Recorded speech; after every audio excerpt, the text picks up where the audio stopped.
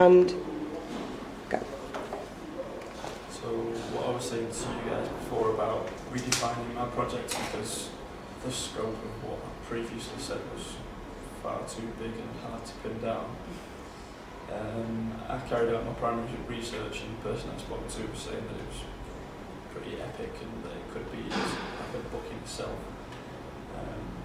So I've tried to rewrite it to be something that I can target a lot easier and look at it from all angles rather than just it being quite academic, which it would have been, I think, if it was just marketing strategy. So now I'm doing an investigation into like the process of constructing a brand and how a business goals and brand goals have to tie together, and like the kind of process of communicating a business goal through branding. And through my primary research, I was shown this like branding triangle that shows you the kind of different levels and processes that you have to carry out to get to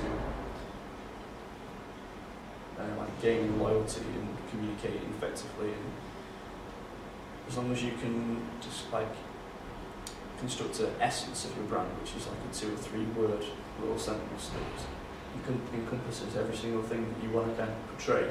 As soon as you've got that constructed, you can then drive everything from that. And I'm quite interested in this brand essence and how businesses can construct everything around it, and that's what keeps them focused. So why I want to do it is because I want my personal goal is to be capable of constructing a brand identity that has a focus that is shown, felt and appreciated by customers, and sometimes by non-customers as well, through good publicity. How I'm going to do it is I want to do an academic study through literature review. I want to do a practical study through my primary research through my friend Nigel, and then I want to compare the two and combine the knowledge, and then I want to apply it to a particular brand and assess it to see what it's doing compared to what I've just learned, and that will be my technique for carrying out the investigation.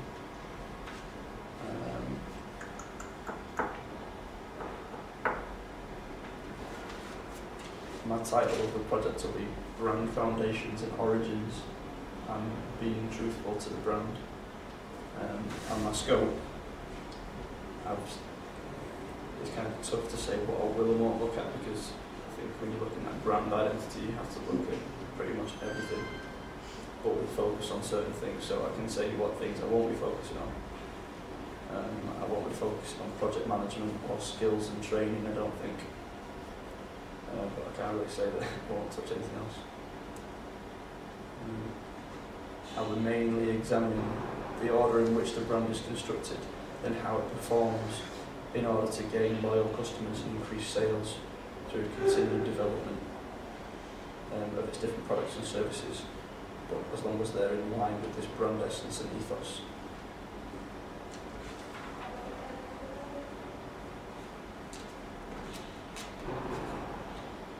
The learning objectives through the assignment are going to be based around how the business conducts itself and how it can like commission certain campaigns and items and methods of communication that portray the brand properly to maintain the brand and bring in new emerging markets and things, as long as they're not detrimental to the brand. Benefits of what I'll be learning, hopefully, will allow me to analyse a brand externally to try and find out what its essence is, so that I can then figure out whether it's going to be a competitor to me in the future or not, so that I can safeguard a brand or not. Is this what you want to go into? Yeah. Is it worth putting in a personal objective and of like you want to achieve more knowledge, because that's kind of what I've put in as well. You want to achieve more knowledge to kind of strengthen yourself as a person as well, depending on what you want to go into. I need to develop it will be something that I can put on the CV one that I can assess a brand effectively. Yeah, I think that would be really good, like strong ones to actually just harness the knowledge and obviously look out to industries like that and really want to know what makes you so different compared to like everyone else. not with this knowledge that you're going to get from this particular project. It's just that's going to give you such strong CVs. So you also do. But if you write it within the project, I suppose it proves that it's not just a project, it's not just a uni project, it's something you actually want to do, it's something you want to be involved in. It's just, you know, even if it's just a sentence, you've got personal objectives and academic objectives, and then like practical objectives and projects.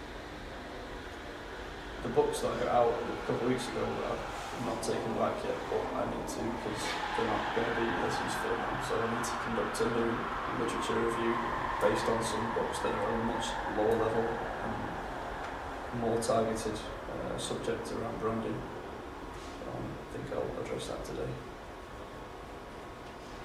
Stephen, I think one of the things that you do need to do as well is, I think you need to think about how you're going to use this idea, you know, the brand triangle, this essence of a brand, because if you're going to use that to establish if a well-formulated essence, this brand essence, if that can be used to either build customer loyalty or improve profits or market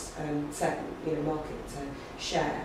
And I think you need to set some very specific criteria for, first of all, what is brand essence and how can it be constructed?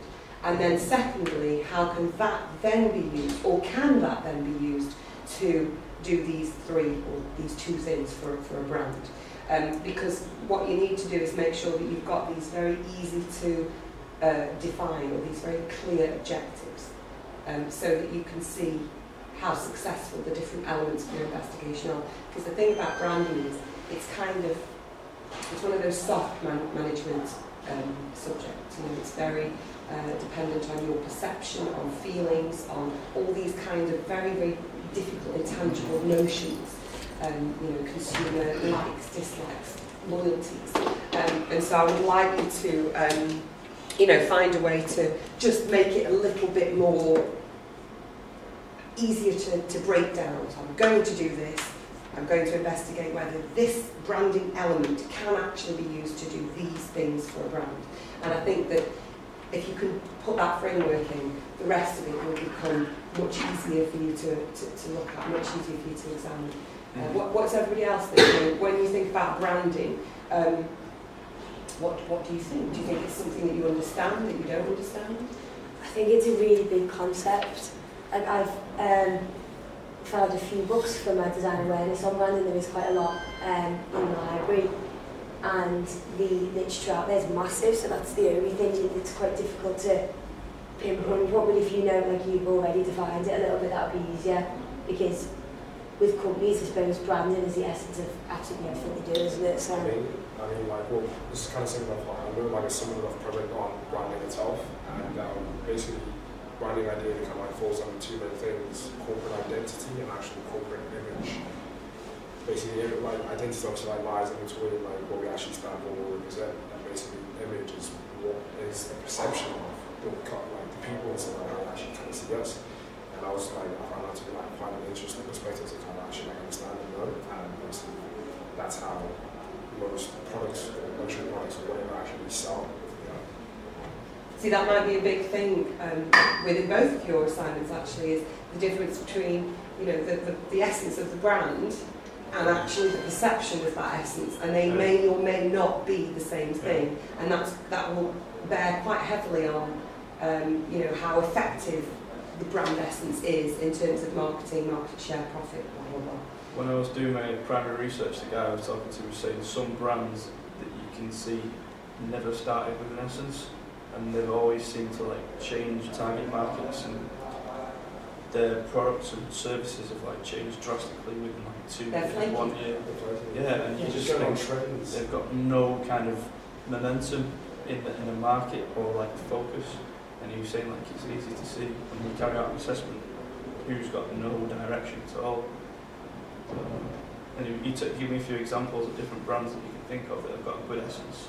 And when we talked about all their products and their campaigns over the past 5 years and things, they're all aligned. Yeah, perfect. Yeah. And they've got really strong like market presence and customer base and loyalty and stuff like that. Yeah. So really, what you want to establish is what their secret is. Yeah. How they do that. When you talk about Some of the essences are stupid, like Dove is something like, apparently it just says like great skin, that's it, something depth. And Original Source, which is the one that I'm thinking of doing more of an in-depth study on because I can get the information, is providing intense natural experiences, but everything that I've seen around it, it pretty much ties in with that. It's really clever. So, anybody want to add anything? I was going to say just loyalty. I'm looking at loyalty like in awareness and how heritage comes into that as well. And again, that's obviously behind your development and establishment of a company. So maybe looking to kind of where that the heritage of Original Source came from maybe as well. Yeah, that's very important, where our companies come from, who they are. Maybe where that kind of intent, where we just said intense naturalness came from, who kind of decided that was where the market needed to go. because they're part of a big umbrella company called Cousins, PZ Cousins. PZ Cousins own like loads of different like segments of their own market, and they just create a brand. If there's a new market that emerges, they just create a brand that just covers that niche, and they've got like 20 brands that cover all the little segments, so they're basically untouchable. But because they've got the power of having this umbrella business that has all these niche brands, they can do that. Individual brands that have their own business are at risk. You've had a lot of, especially in the cosmetic side of it, you've got P&C, P&J and Estee Lauder. Estee Lauder have like 40 companies in their umbrella and things like that. So. Which is interesting. Thank you, that's lovely.